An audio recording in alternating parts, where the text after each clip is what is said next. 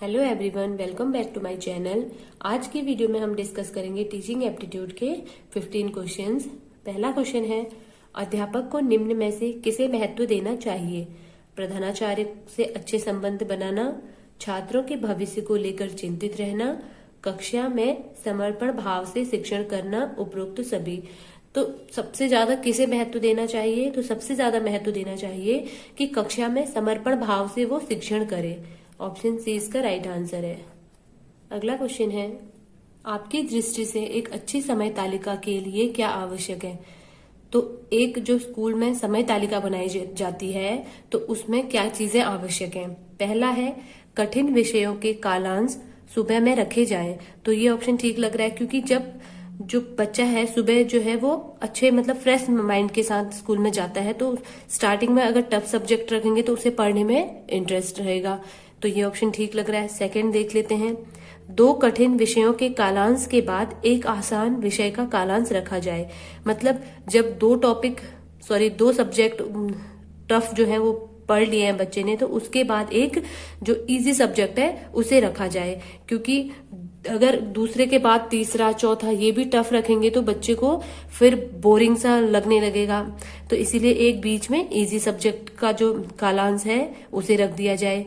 कालांश में क्रियाओं में विविधता का प्रावधान हो। अब जो सब्जेक्ट चल रहे हैं उनमें भी विविधता हो, मतलब कि किसी दिन एक दिन जो है वो लेक्चर दे रहे हैं तो दूसरे दिन उसको लिखाया जाए या उनको प्रैक्टिकल करवाए जाएं। यही नहीं कि रोज ही रोज उनको लेक्चर ही दिया जा रहा है, तो उससे भी वो बोर हो जाएंगे बच्चे। तो एक जब बच्चों में अलग अलग एक्टिविटी देखते रहते हैं बच्चों में, तो उत्सुकता बढ़ती है पढ़ने के प्रति। तो ये भी ऑप्शन ठीक है। उपरोक्त सभी, तो इनमें ये तीनों ही ऑप्शन बिल्कुल ठीक है, तो इसका आंसर हो जाएगा ऑप्शन डी। अगला क्वेश्चन है, यदि किसी कक्षा में अधिकांश छात्र प्रायः ऊँघते हुए पाए जाएं तो मतलब कि उनको नींद आ रही होती है, बहुत सारे जो छात्र हैं वो उनको क्लास में नींद आ रही होती है, तो इसका क्या वजह होगी कि ऐसा हो रहा है? छात्रों में कोई कमी हो सकती है, ये ऑप्शन भी ठीक है। शिक्षण में कोई कमी हो सकती है, तो अगर टीचर अच्छे से पढ़ा नहीं रहा है तो उसकी वजह से भी बच्चे को क्या होगा कि कक्षा में नींद आ रही होगी। कक्षा के भौतिक वातावरण में कोई कमी हो सकती है, तो इस वजह से भी जो छात्र हैं वो ऊँघते हुए पाए जा सकते हैं। उपरोक्त सभी, तो आंसर इसका हो जाएगा उपरोक्त सभी। अब यहाँ पर लिखा है कि अधिकांश, अगर यहाँ पर होता कुछ छात्र, इसका मतलब कि या तो छात्रों में कमी होगी या शिक्षण में कोई कमी होगी। लेकिन जब अधिकांश जो छात्रों की बात हो रही है तो इसका मतलब कि बहुत सारी जो समस्याएं हैं वो एक साथ जो है कार्य कर रही हैं, तो जिसकी वजह से क्या होगा कि ज्यादातर जो छात्रों की ज्यादा संख्या है वो ऊँघते हुए पाए जा रहे हैं। तो मतलब कि छात्रों में भी कमी हो सकती है, शिक्षण में कमी, और क्लास के जो भौतिक वातावरण बहुत इंपॉर्टेंट होता है पढ़ाई के लिए। इसीलिए एक क्लासरूम को अच्छे से सब कुछ उसमें निचोड़ होना चाहिए क्लास में भी, तभी बच्चे को पढ़ने में मन लगता है। तो इसका आंसर हो जाएगा उपरोक्त सभी। अगला क्वेश्चन है, निम्न में से कौन सा अध्यापक आलोचना का पात्र नहीं बनेगा? अब यहाँ पे क्वेश्चन में ध्यान देना, नहीं लिखा है। ऑप्शन ए है, वह जो लगातार पढ़ाई चला जाता है और इस बात की कोई परवाह नहीं करता है कि विद्यार्थी क्या सीख रहे हैं। तो ये ऑप्शन तो बिल्कुल ही गलत है, क्योंकि इससे तो अध्यापक की आलोचना होगी, क्योंकि वो पढ़ाए जा रहा है, उसको इस बात की परवाह नहीं है कि बच्चे ने क्या सीखा। तो ये ऑप्शन गलत हो गया। अब अगर यहाँ पर होता अध्यापक की आलोचना तो ये ऑप्शन ठीक माना जाता। आलोचना होती है इससे, क्योंकि आलोचना होगी। अब यहाँ पर नहीं की बात है, तो मतलब कि हमें पॉजिटिव वाला ढूंढना है, तो ये नेगेटिव है। वह जो समय पर कक्षा में आता है पर इस बात पर कोई ध्यान नहीं देता कि विद्यार्थी भी समय से कक्षा में आए हैं, तो ये ऑप्शन भी नेगेटिव हो जाता है, क्योंकि अगर वो खुद टाइम पे आ रहा है तो बच्चे भी तो टाइम पे आने चाहिए। अगला है, वह जो अपने विषय के बारे में बहुत अधिक तो नहीं जानता किंतु अपने विद्यार्थियों को अधिक जानने के लिए प्रेरित करता रहता है। तो ये ऑप्शन ठीक लग रहा है, क्योंकि टीचर को चाहे कम ही पता हो बट बच्चों से उसको और अधिक जानने के लिए प्रेरित करेगा, उनको सिखाने के लिए टीचर खुद भी उस विषय के बारे में सीखेगा। तो ये ऑप्शन ठीक लग रहा है। अगला चेक कर लेते हैं, वह जो नैतिकतावादी है और अपने छात्रों को सदैव नैतिकता का ही पाठ पढ़ाता रहता है। नैतिकतावादी होना ठीक है एक हद तक, बट इतना भी नहीं कि हमेशा ही उस चीज में उसी का गुणगान करते रहे। तो ऑप्शन सी इसका राइट आंसर हो जाएगा। कि चाहे अपने को कम भी पता है बट बच्चों को आगे बढ़ने के लिए प्रेरित करते रहना। अगला क्वेश्चन है, निम्न में से कौन सा कथन सर्वाधिक सही है? अब यहाँ पूछा है सबसे अधिक सही है। अच्छा शिक्षक वही बन सकता है जो शिक्षण पर कम तथा शोध पर ज्यादा ध्यान दे। तो जो शिक्षण पर तो बहुत ध्यान नहीं दे रहा है बट शोध पर दे रहा है, तो ये गलत हो गया। अगर यहाँ होता शिक्षण पर भी ध्यान दे और शोध पर भी दे तब ये ऑप्शन ठीक हो जाता, बट यहाँ लिखा है शिक्षण पर कम ध्यान दे। तो किसी चीज को कम या किसी चीज को ज्यादा नहीं देखना है, दोनों को एक साथ बैलेंस लेके चलना है, तो ये ऑप्शन गलत हो गया। अच्छा शिक्षक वही बन सकता है जो निरंतर अनुसंधान भी करता है। ये ऑप्शन ठीक लग रहा है कि मतलब इसमें लिखा है अनुसंधान भी करता है, मतलब कि साथ साथ वो शिक्षण भी कर रहा है। अब यहाँ पर लिखा नहीं है बट इस लाइन से समझ में आ रहा है कि वो इसकी शिक्षण की भी बात कर रहे हैं, क्योंकि अनुसंधान भी करता है लिखा है। बट अगला ऑप्शन भी चेक कर लेते हैं।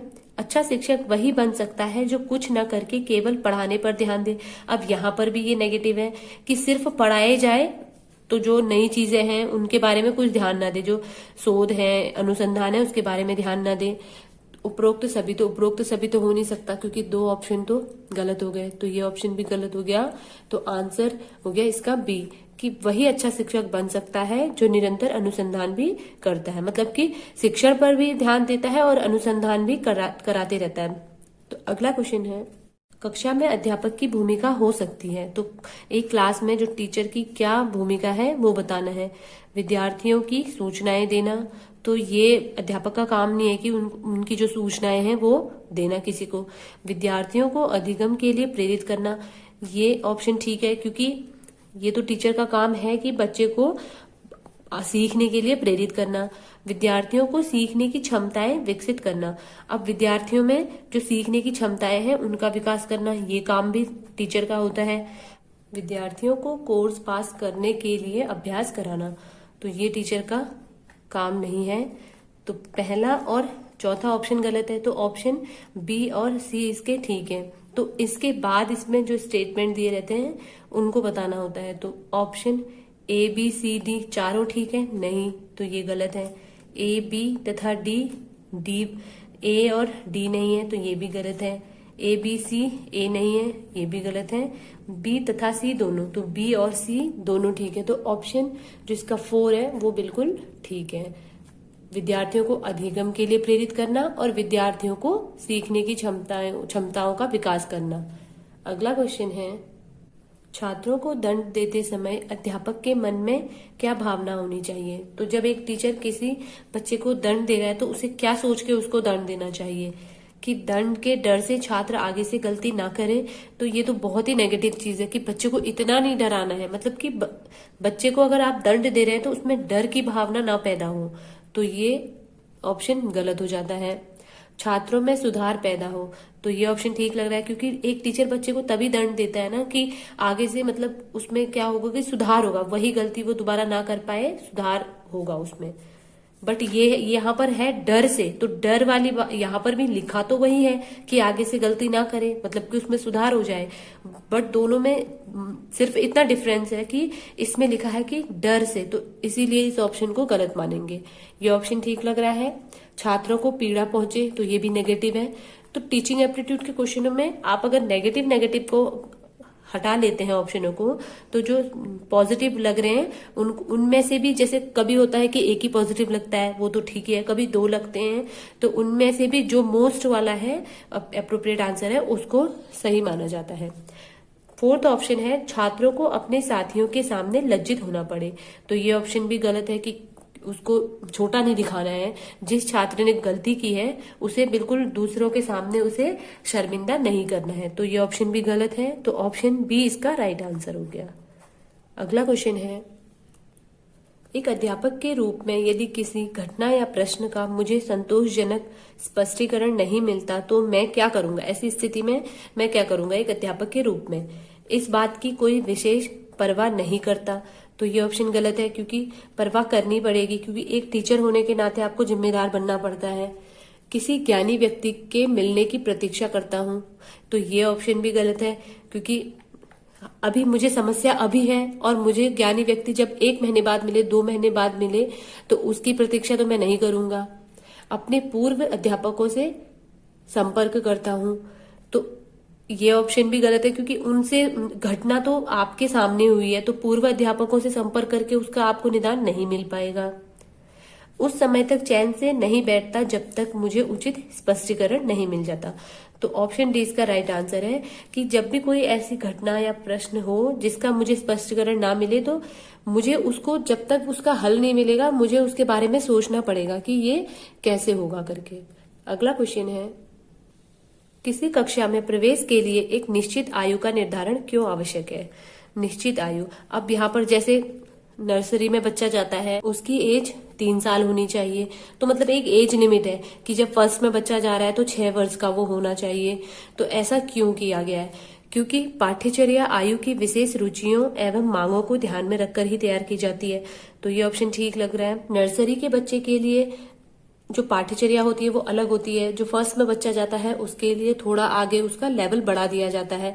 तो ये ऑप्शन ठीक है कि जो पाठ्यचर्या है उसको आयु के अनुसार बदल दिया जाता है।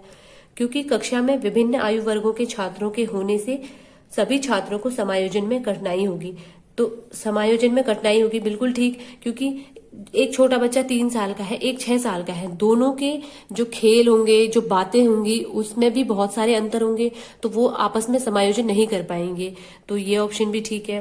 अब क्योंकि एक ही एज ग्रुप के तो बच्चों के गेम भी एक ही होते हैं, उनकी बातें भी एक ही तरह के होते हैं, तो उनमें उनको समायोजन करने में आसानी रहती है। अगला है, क्योंकि अध्यापक को सबके साथ समान व्यवहार करने में कठिनाई होती है। ये ऑप्शन भी ठीक है। वही बात इसमें भी हो जाती है कि जब बच्चा जो है, एक कोई 3 साल का बच्चा है, एक 4 साल का है या 6 साल का है, तो सबके साथ जो टीचर है उसको समान व्यवहार वो नहीं कर पाएगा। छोटे बच्चों को ज्यादा केयर की जरूरत होती है, थोड़ा बड़ा बच्चा जो है उसके साथ एक अलग तरह का व्यवहार टीचर को करना होता है, तो उसमें भी टीचर को कठिनाई होगी। उपरोक्त सभी, तो इसका जो आंसर हो जाएगा वो हो जाएगा उपरोक्त सभी। ये तीनों ऑप्शन ठीक है। अगला क्वेश्चन है, प्राइमरी स्तर पर छात्रों को मातृभाषा के माध्यम से पढ़ाना अच्छा होता है, क्योंकि मातृभाषा होती है जो हम अपने घर में आस पड़ोस में बोलते हैं, वो भाषा मातृभाषा कहलाती है। तो अब ऐसा जो मातृभाषा के माध्यम से पढ़ाएंगे तो उससे क्या लाभ होगा? इससे बच्चों को शिक्षा स्वाभाविक वातावरण में मिलती है। तो ये ऑप्शन ठीक है कि बच्चा जो पहले घर पे सीख रहा था जिस भाषा में, उसी भाषा में अगर उसे पढ़ाएंगे तो उसको समझ आएगा, उसका इंटरेस्ट बढ़ेगा। इससे अध्यापक को अनुभवों को बांटने में सुविधा होती है। अब जैसे बच्चा कोई बात बताना चाह रहा है टीचर को, अब टीचर अगर दूसरी लैंग्वेज में बोले, मान लीजिए किसी बच्चे को अभी हिंदी नहीं आ रही है या इंग्लिश नहीं आ रही है और वो दूसरी भाषा मातृभाषा है उसकी, तो उससे क्या होगा, अगर टीचर बच्चे को बताना चाहेगा वो नहीं समझ पाएगा। अगर उसे उसकी ही मातृभाषा में उसको समझा दिया जाए तो क्या होगा, उससे वो उसे जल्दी से सीख लेगा। तो जो अनुभव होंगे वो बांटने में सुविधा होगी। उपरोक्त दोनों, तो आंसर हो जाएगा उपरोक्त दोनों। उपरोक्त में से कोई नहीं, तो ये ऑप्शन गलत हो गया। तो दोनों ऑप्शन इसके ठीक है। अगला क्वेश्चन है, क्या अभिभावकों को अपने बच्चों को गृह कार्य करवाने में सहयोग देना चाहिए? नहीं, यह अभिभावकों पर अतिरिक्त बोझ है। तो ये तो गलत है, क्योंकि होमवर्क दिया जाता है तो वो बोझ नहीं है। उससे बच्चों को क्या होता है कि पता चलता है कि बच्चे ने स्कूल में क्या सीखा, तो माँ बाप भी उससे उसका जो उनकी प्रगति हो रही है उसका मुआयना कर सकते हैं। नहीं, बच्चों को गृह कार्य स्वयं करना चाहिए। अब ठीक है, अगर बच्चे को आ गया गृह कार्य तो ठीक है, बट अगर नहीं आया तो फिर मदद तो लेनी पड़ेगी। तो नहीं वाला ऑप्शन गलत हो जाएगा। हाँ, इससे बच्चे गृह कार्य अवश्य करके लाएंगे। तो इसके लिए नहीं मतलब जो अभिभावक है उनको बच्चे में सहयोग करना है कि बच्चा होमवर्क करके ले जाए। ये मतलब होमवर्क को करने का मेन वो नहीं है पर्पस ये है कि बच्चों को अभिभावकों को बच्चे की जो प्रगति है उसका पता चले। तो आंसर हो जाएगा हाँ, इससे अभिभावकों को अपने बच्चों की जो प्रगति है उसका पता चलता रहे। ऑप्शन डी इसका राइट आंसर है। स्कूल के बाद अपने खाली समय में अध्यापक को क्या करना चाहिए?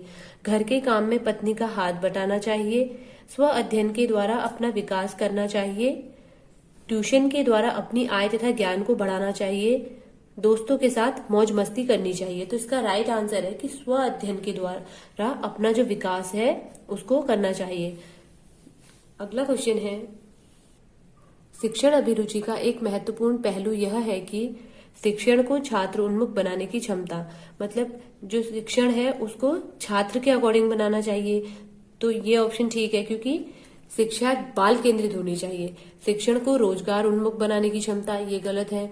छात्रों को क्रियाशीलता पर अंकुश लगाने की क्षमता, ये तो बिल्कुल ही नेगेटिव है कि उनकी जो एक्टिविटी है उसको कम किया जाए।